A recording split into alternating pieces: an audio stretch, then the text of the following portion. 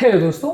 ज़्यादातर middle class लोगों में या अपर क्लास लोगों के घर में माइक्रोवेव ज़रूर होता है। ज़्यादातर लोग इसमें अपने खाने को गर्म करते हैं, कई लोग पूरा खाना भी इसमें पकाते हैं। क्या ये एक हेल्दी प्रैक्टिस है और क्या इससे खाने में पॉजिटिव चेंजेस आते हैं या नेगेटिव?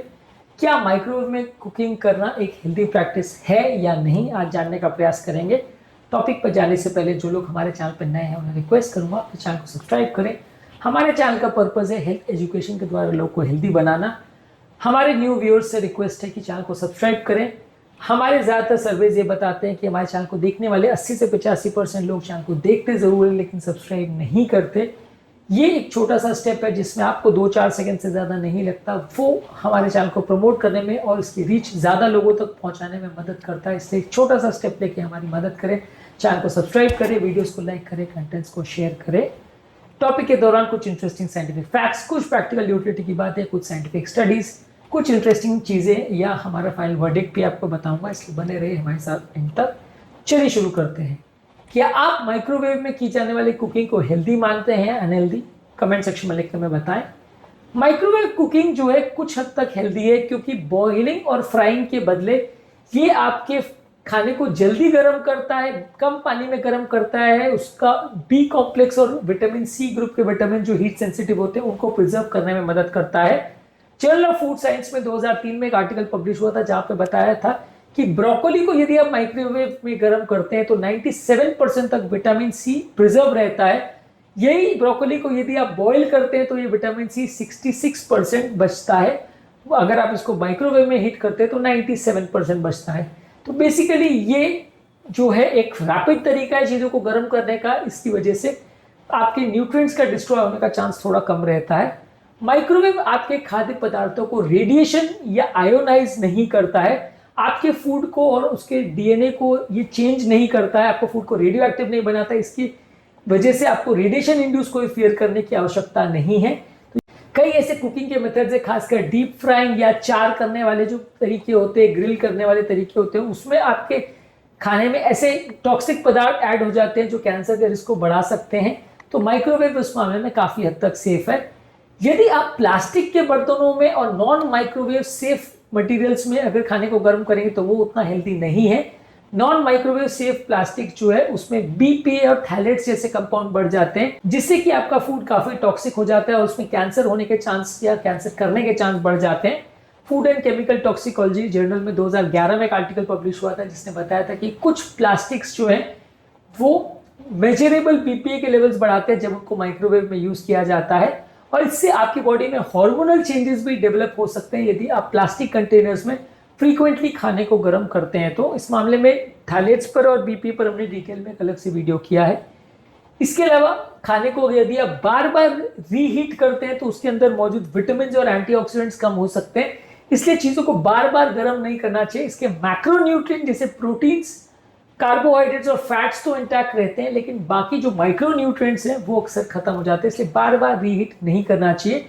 जर्नल ऑफ एग्रीकल्चर और फूड केमिस्ट्री में बताया गया था कि विटामिन सी कंटेंट जो है पालक में वो 2 बार अगर उसको गर्म किया जाए तो 50% तक कम हो सकता है। यानी कोई खाद्य पदार्थ को यदि आप एक बार गर्म करते हैं फिर ठंडा करते हैं फिर गर्म करते हैं, यानी बार बार अगर साइकिल रन करते हैं तो वो ज़्यादा नुकसानदायक है और वो उसके माइक्रोन्यूट्रिएंट को ज़्यादा डिस्ट्रॉय या डैमेज करता है। माइक्रोवेव में चीज़ों को गर्म करने से हार्मफुल कंपाउंड्स बनने का चांस जैसे कि ट्रांस फैट्स और एक्राइलेमाइड के बनने का चांस कम हो जाता है। कंपेयर टू दिस अगर डीप फ्राई करते हैं तो ये आपके लिए ज़्यादा नुकसानदायक है। डीप फ्राई आपके लिए एक डेंजरस चेंज कर सकता है आपके फूड प्रोडक्ट्स में, जो कि उसको नुकसान पहुंचा सकते हैं और आपकी हेल्थ को बिगाड़ सकते हैं। काफ़ी लोगों में कोलेस्ट्रॉल वैल्यूज़ में सिग्निफिकेंट बेनिफिट आपको देखने को मिलता है यदि वो खाने को फ्राई करने के बदले माइक्रोवेव में हीट करते हैं।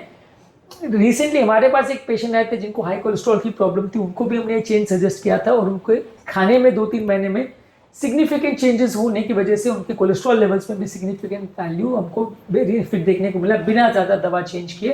तो ये वन ऑफ दी स्टेप्स है जिसको आप कर सकते हो। यदि कोई व्यक्ति खाने को डीप फ्राई करता है उसके बदले माइक्रोवेव में हीट करेगा तो उसको ज़्यादा बेनिफिट्स मिलेंगे।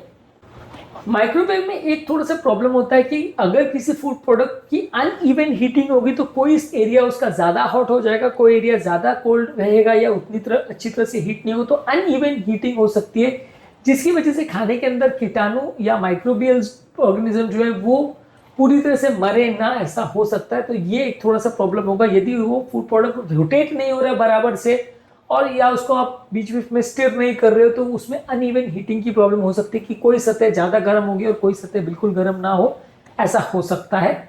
ज़्यादातर माइक्रोवेव यदि आप किसी चीज़ों को कर रहे हो तो बीच बीच में उसको स्टिर करते रहना या उसका प्रॉपर रोटेशन होता रहे, वो ज़रूरी है। माइक्रोवेव में नॉर्मली फैसिलिटी खुद ही रहती है कि खाना प्रॉपरली रोटेट होता रहता है, लेकिन फिर भी इस चीज़ पर फोकस करना भी ज़रूरी है। इसके अलावा जब आप खाने को गर्म कर रहे हैं तो माइक्रोवेव सेफ ग्लास या सिरेमिक का ही प्रयोग करना चाहिए, प्लास्टिक्स का प्रयोग नहीं करना चाहिए। फूड केमिस्ट्री में 2015 में एक जर्नल में आर्टिकल पब्लिश हुआ था जहां पे बताया गया था कि न्यूट्रिएंट रिटेंशन ज़्यादा अच्छा होता है और केमिकल्स का खाने में ऐड होने के चांस कंपेरेटिवली कम होते हैं यदि आप फूड प्रोडक्ट को ग्लास या सिरेमिक के बर्तनों में गर्म करते हैं। तो ज़्यादातर बिजी लोगों की लाइफस्टाइल जहाँ होती है वहाँ पर माइक्रोवेव एक अच्छा तरीका है खाने को बनाने का, कम ऑयल में बिना ज़्यादा न्यूट्रिएंट लॉस के।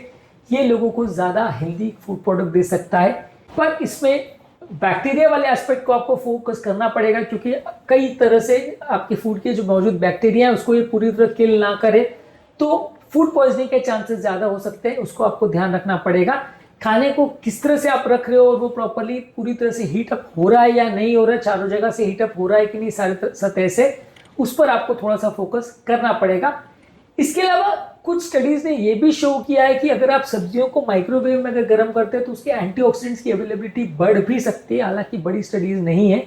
माइक्रोवेव कंपेरेटिवली एनर्जी कम यूटिलाइज करते हैं, बड़े बड़े अवन्स के बदले अगर आप उनको यूज करते हैं तो कंपेरेटिवली कम एनर्जी में आपकी ज्यादा बेटर हीटिंग होती है और आपको ओवरऑल फूड की न्यूट्रिटिव क्वालिटी बेटर रहती है। यदि आप किसी फूड प्रोडक्ट को पहले अगर फ्रीज करते हैं और बाद में उसको माइक्रोवेव करते हैं तो उसका न्यूट्रिएंट लॉस कुछ हद तक कम हो सकता है। हालांकि ये हर चीज़ के लिए पॉसिबल नहीं है कि आप उसको पहले फ्रीज करें बाद में गर्म करें, लेकिन हाँ, न्यूट्रिएंट लॉस को ये कुछ हद तक कम करने में एक छोटा सा स्टेप साबित हो सकता है। फाइनली हमारा वर्डिक्ट इस मामले में ये है कि यदि आप माइक्रोवेव सेफ कंटेनर्स का प्रयोग कर रहे हैं जैसे कि ग्लास और सिरेमिक, तो ये कंपेरेटिवली ज़्यादा हेल्दी है और इसमें आप अपने खाने को गर्म कर सकते हैं। बार बार खाने को गर्म मत करिए, बार बार उसको रीहीट मत करिए, प्रॉपर उसकी हीटिंग हर तरफ से हो रही है इसको प्रॉपरली इंश्योर करिए। लेकिन ये ध्यान रखने की जरूरत है कि कुछ प्रोसेस किए हुए फूड प्रोडक्ट या फ्रीज किए हुए फूड प्रोडक्ट्स में जिनमें कुछ केमिकल्स या प्रिजर्वेटिव्स डाले हैं, ये ज़्यादा प्रॉब्लम कर सकते हैं जब इनको माइक्रोवेव में हीट करते हैं। तो इस तरह के फूड प्रोडक्ट्स को कई बार ओवर हीट करना माइक्रोवेव में बहुत अच्छा नहीं होता। माइक्रोवेव में खाने को गर्म करने के दौरान उसको रोटेट करें प्रॉपरली और उसको बीच बीच में चलाते रहें। ये इंश्योर करेगा कि उसमें जो मौजूद कीटाणु है वो पूरी तरह से मर जाएंगे और चारों जगह पे या जिस सतह पे आप चाह रहे हो पूरी तरह से उसकी इवन हीटिंग होगी और कुछ जगह ज़्यादा गर्म कुछ जगह ज़्यादा ठंडी ऐसा नहीं आपको देखने को मिलेगा। इसलिए ये सारी चीज़ों का आपको ध्यान रखने की ज़रूरत है। ओवरऑल माइक्रोवेव एक हेल्दी तरीका है खाने को गर्म करने का। उम्मीद करूंगा कि आज के टॉपिक में कुछ नई बातें जानने को मिली होगी। जो लोग हमारे चैनल पर नए हैं उन्हें रिक्वेस्ट करूंगा कि चैनल को सब्सक्राइब करें।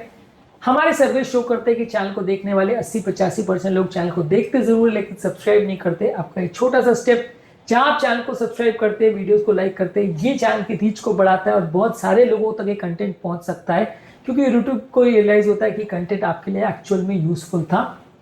उम्मीद करूंगा कि आप हमारे लिए थोड़ा सा समय निकाल के ये स्टेप जरूर करेंगे। आपके कमेंट्स हमें जानने में मदद करते हैं कि आपको हमारा कंटेंट कैसा लग रहा है, प्लस हमारे लिए मोटिवेशन और इंस्पिरेशन का काम करते हैं। इसलिए कमेंट्स करते रहिए, वीडियोस को देखते रहिए और हेल्थ के सफर में हमारे साथ आगे बढ़ते रहिए।